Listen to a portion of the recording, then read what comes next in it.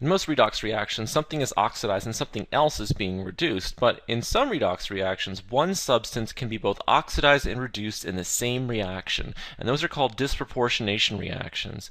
And here we have one of the most famous examples, the decomposition of hydrogen peroxide. And so over here on the left is hydrogen peroxide, H2O2, which when you add a catalyst like potassium iodide will turn into water and oxygen. So let's go ahead and assign some oxidation states or oxidation numbers in this reaction. And we'll start with the oxygen and the water molecule. And there are a couple ways to assign oxidation states. The simplest is just, of course, to memorize the rules that you will see in any general chemistry textbook. And when you have oxygen in water, the oxidation state is -2 for oxygen. When you have O2, so over here on the right, the oxidation state of oxygen is 0.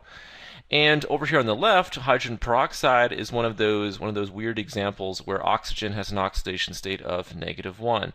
And so you could, of course, memorize these, or there's, of course, a different way of figuring out the oxidation state, and that involves drawing out your dot structures and thinking about electronegativity. And so let's start with, once again, the water molecule here. And we know that these bonds consist of 2 electrons, right? So I'm going to go ahead and draw in these electrons here. We know that oxygen is more electronegative than hydrogen. So when you're thinking about it that way, you could think about those electrons going towards the oxygen. So you treat it like an ionic bond, even though it isn't an ionic bond. And now you can see that oxygen is going to get all of those electrons. Oxygen normally has 6 valence electrons. So oxygen normally has 6 valence electrons. Here it's being surrounded by 8. So 6 minus 8 gives us -2. And so that is, of course, the same number that we figured out when we memorized it. But thinking about the electronegativity helps you understand oxidation states a little bit more. Let's next do oxygen in the O2 molecule here. And so once again, we think about these bonds, right? Each bond consists of 2 electrons, and so we have a double bond in this case. All right, so in this case, we have oxygen bonded directly to another oxygen atom, and of course they both have this exact same electronegativity. And so we have to share all of those electrons. And so since we have 4 total electrons, right, each oxygen is going to get 2, and so we can go ahead and divide up those electrons that way.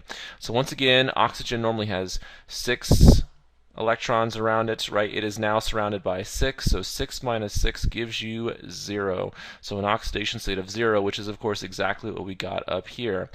All right, let's go ahead and do the hydrogen peroxide example over here. So once again, we draw in our electrons in these bonds. So we have it look like that.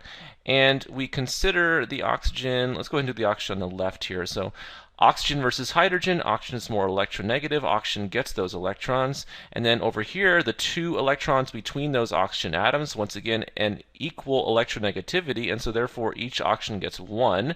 And so you can see that is our situation. So this time we have 6 minus, and if you count up those electrons in there that I've circled, you'll get 7. So 6 minus 7 gives you an oxidation state of -1 for oxygen in hydrogen peroxide.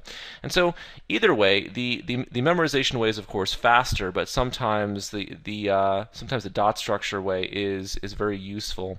So now we have our oxidation states, and we can analyze this a little bit better. And you can see that, right, we have a case where oxygen, right, is on the left, has an oxidation state of -1, and let's say this oxygen atom, right, turned into one of the O2 oxygen atoms. So it's going from an oxidation state of -1 to an oxidation state of 0. So we have oxygen going from -1 to 0, and that is an increase in the oxidation state.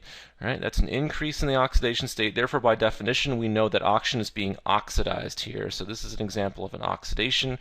Right? Once again, just look at the numbers. -1 is increasing to 0, and so that's oxidation. All right, let's think about what else is happening. Right? So we could start out with an oxygen with an oxidation state of -1, and let's say that oxygen this time is going to an oxidation state of -2, like the oxygen in water. And so that, of course, is a reduction or a decrease in the oxidation state, right? You're going from -1 to -2.